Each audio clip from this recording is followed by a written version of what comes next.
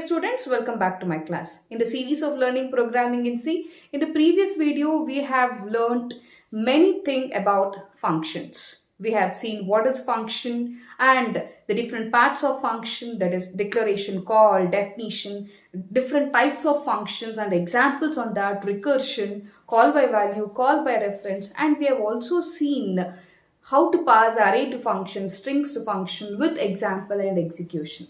So it's time to see some more examples on functions. So all these programs that what we are going to discuss, they are with some questions that appears in GATE exams. So we will see how this program runs, what will be the output for this, and we'll see the actual execution also.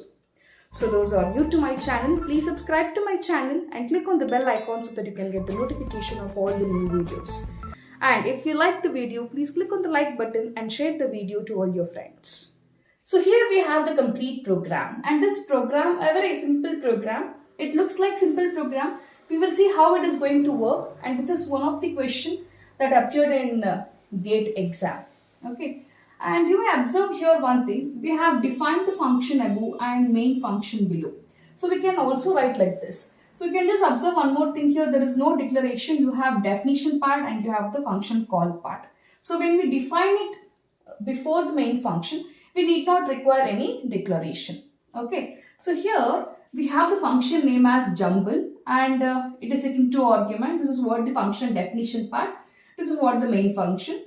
So the main function, the stack memory will be allocated for the main function. So inside the stack memory, we have the memory allocation for x and y. X is 2 and y is 5. Okay, the function call appears here. Look at here carefully.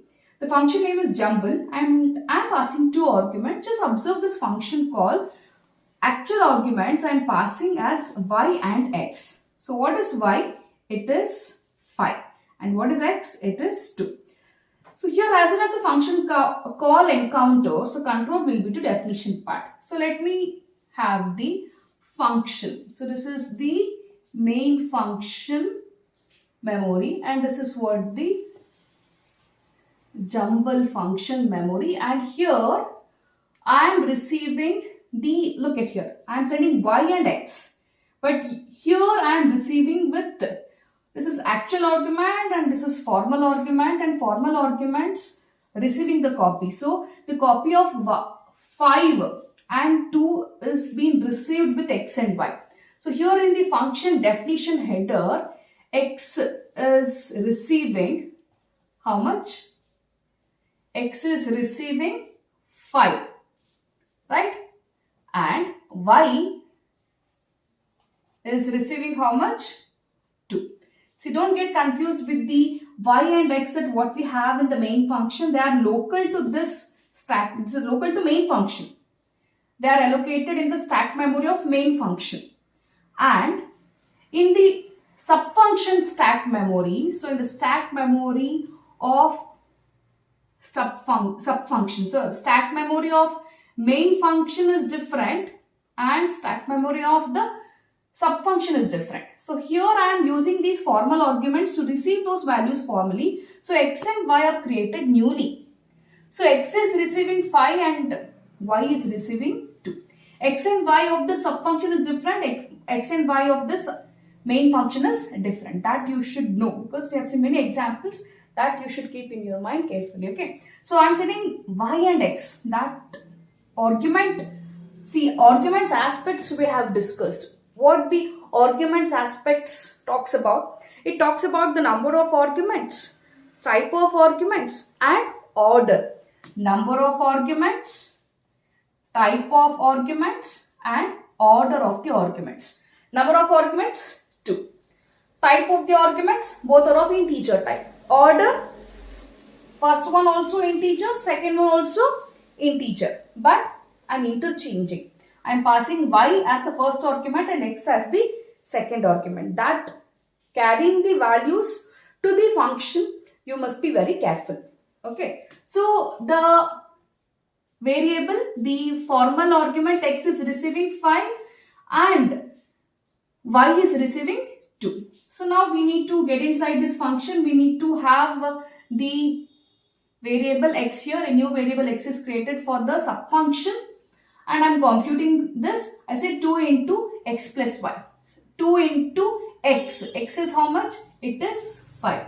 2 into 5, it is 10 plus y. So it is this. See, you have the operators hierarchy also.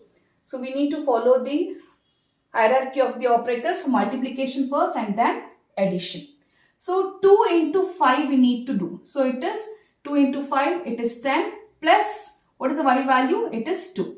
So it is 10 plus 2, how much? It is 12 stored in x. And that value I am going to return. Return x. So this subfunction done. Return x to the place where this function was called. So this jumble function is having the value 12. Store that in y of this main function. Now the new value for y, it is 12. Okay, hope you are understanding this. Then again a function call. Again I am passing y and x, but now the new value of y is 12 and x, it is the same thing, it is 2. So it is 12 and 2. Again the same function. Now in place of x, I need to store this 12. In place of this y, I need to receive this 2, the same thing. So it is 12 and 2. Get inside, do the computation. So now look at here carefully. I am calling the same jumble function with the value y and x. Y has got a new value which is 12 and x has got 2. The same thing. So it is 12 and 2. 12 received in x and 2 received in y. So it is 12 and 2. Now do the computation. It is 2 into 12. 12 into 2 into 12, how much? It is 24 plus this 2. 24 plus 2, how much? 26. Now return that x value to this function. So it is 26. So what is the value of x here? It is 26. Return that to this x. So now x is getting the value which is sent by this function call. So it is 26. Right? Then I say finally print the value of x in the main function. It is my output. Printf %d. What is the value of x? It is 26. So this is how it is going to run. Hope you have understood with this. So this is one example program. We will see the execution at last. Let us see one more program also. See, when we see more and more programs on functions, we will have better idea to implement functions in our programs. So let us see one more program. Hope you have understood this. You have to redo this tracing, then only you can understand. Okay. We will see the execution of this afterwards. Let us see one more program now. So here you have one more example program, and this is also one of the questions that appeared in GATE exam. So let us see this. So again here also we have the subfunction defined initially and then we have the main function. So there is no declaration. So here the function name is increment, and you might just observe here you have static variable. What is the functionality of static variable? We have seen in the previous videos and all. It is a special variable whose lifetime will be throughout the program and it will not be reinitialized. So we'll see how it is going to work now. So in the stack memory, we have the variable I and j, the memory allocated for I and j, and I gets initialized to 1. Then 1 less than or equal to 3, condition 2. So let me write the iterations here. 1 less than or equal to 3, condition is true. Get inside and execute only this immediate statement. There is no floor bracket, so it means to say only one statement you need to execute. So I am calling the function by passing this value I. So I am calling the function increment by passing this I value which is 1. Okay. The control will be to the definition. So here we will have the memory for the subfunction. So increment function, we will have the memory and it is receiving the value with I, the formal argument I. So I is receiving the value 1. And observe here you have a static variable which is count and which is initialized to 0. When I say count equal to count plus I. So count is 0. 0 plus I means 1. So it is 0 plus 1. So it changes to 1. Return that count where it has to return to the place where the function was called. So here. So j gets the value how much? How much it is?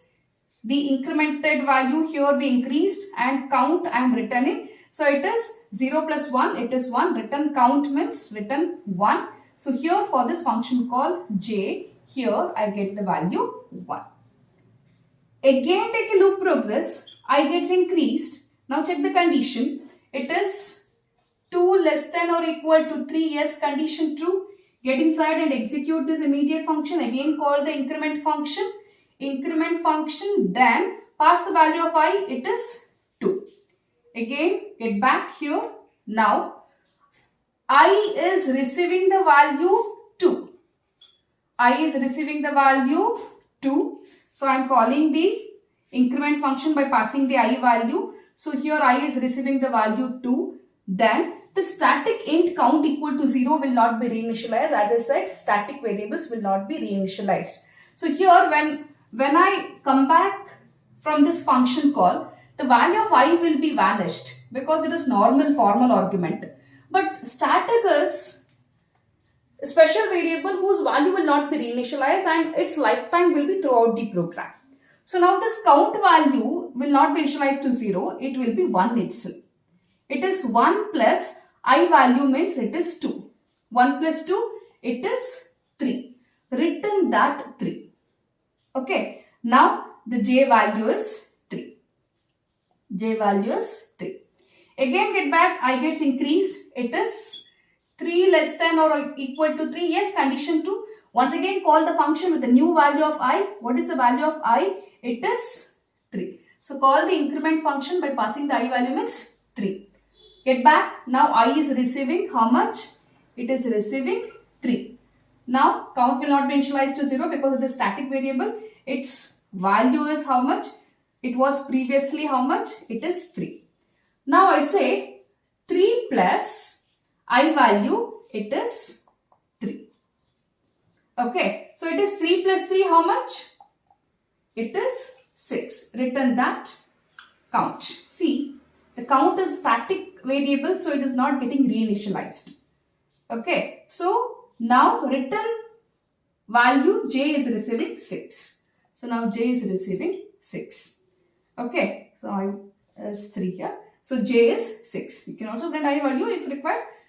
But if you don't want, you can just print the j value. Then again loop progress. It becomes 4 less than or equal to 3. Condition not satisfied. Loop terminates. Immediate statement gets skipped. Control to this point. Print the j value. What is j value? In my output screen, I am going to get 6.